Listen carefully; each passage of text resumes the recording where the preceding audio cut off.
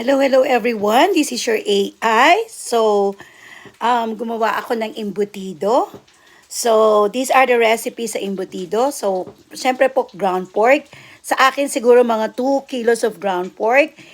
Kung gusto niyo pong lagyan ng carrots, maglagay po kayo ng carrots.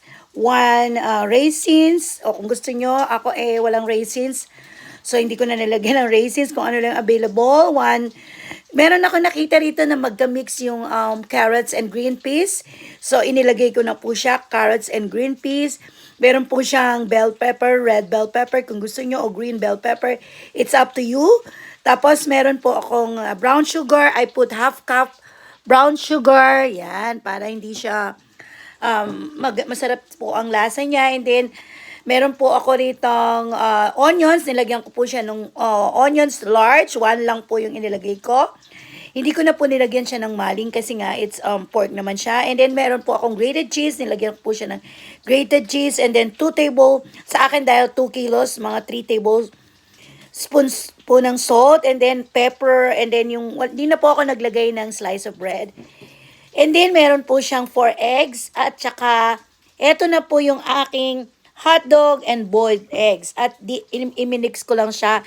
And then, eto na, nakagawa po ako. Ewan ko kung ilang pieces po ang magagawa ko. You know what? You have to be resourceful po kasi bumili po ng ground pork ang aking sister sa Costco. Napakarami. Which is $8 lang yata siya or what. So, I was able to make also patties, longganisa. Ito ang patties. O yan, para siyang burger pero inuulam siya. Sa buhay po kasi you have to be resourceful. Nakagawa po ako na longganisa na binabaon. So, ipinamigay yung iba. So, this time yung embutido. So, out of that pork, grilled ground pork, nakagawa ng 3 recipe.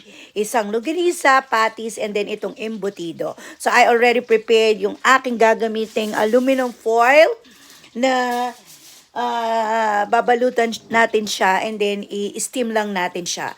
So, yan, nakagawa po tayo ng embutido na ibinigay ko sa inyo yung recipe. So, paano yon? Mix mo lang siya, no? Onions, raisin, carrots, bell pepper, green peas. Kung gusto nyo lagyan ng pickles, it's up to you. 2